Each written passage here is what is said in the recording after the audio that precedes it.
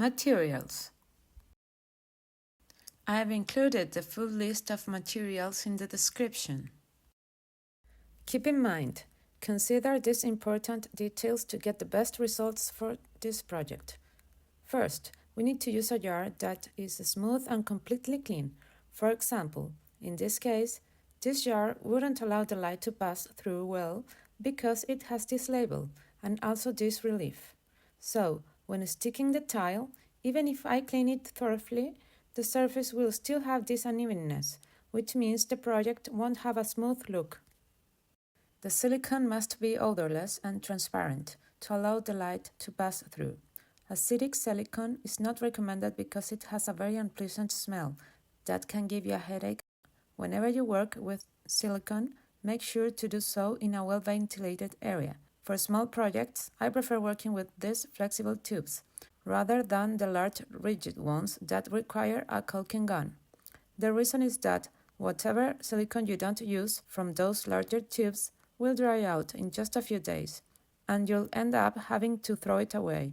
However, with these smaller tubes, if you seal them well, they'll stay usable for much longer. And finally, it's recommended to use tiles that allow light to pass through, like this vitreous.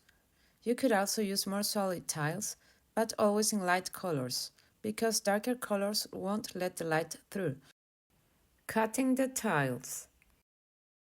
The tool we need is the 2-wheel nipper. The cuts for this project are very simple. We'll cut the marbles exactly in half. Position the nipper in the center and cut. It doesn't need to be perfect.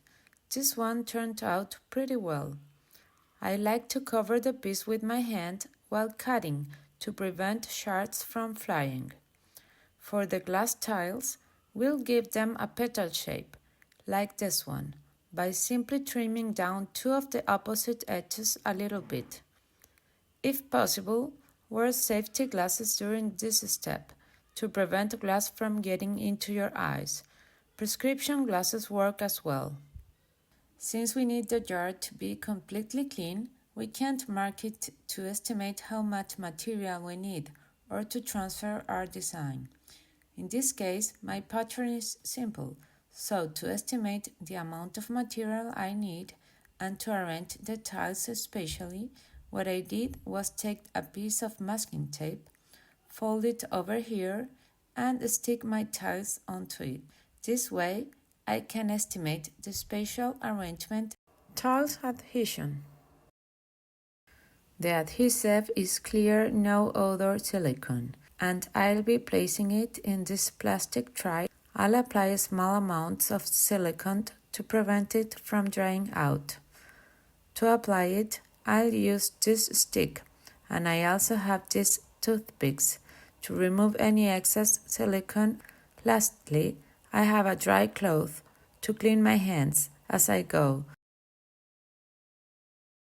The important thing here is to make sure the entire surface is covered with silicone so that the grout doesn't place underneath the tile.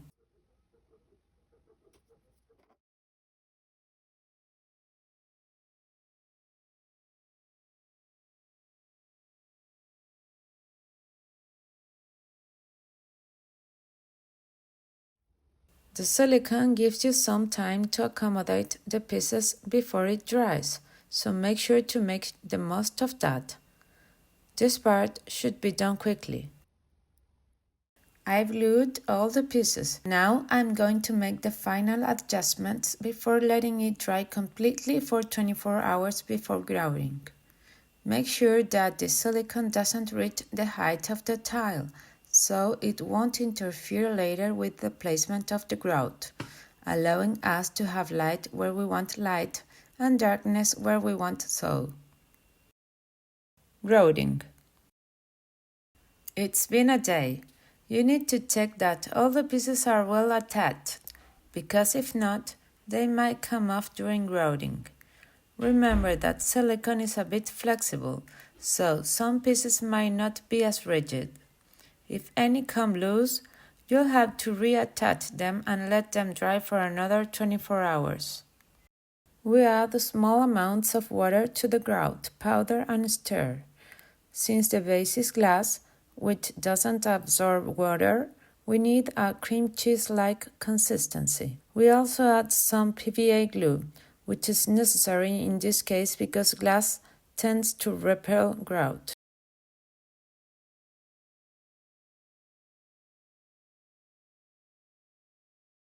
Make sure to completely fill the spaces between the tiles.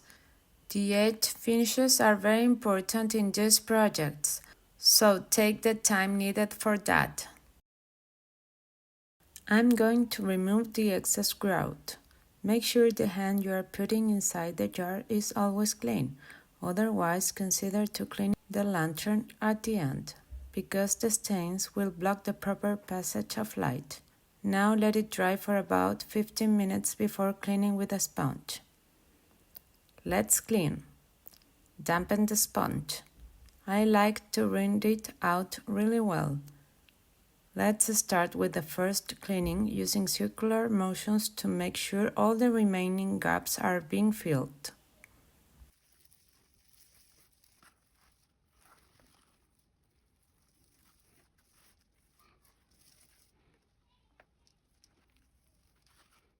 We'll wait for a few minutes until it turns into a powder on the tiles for the final cleaning. It's already like powder on the tiles. That means we can do the final cleaning with a dry cloth. Gently pass it over the tiles, being careful not to remove the grout between them.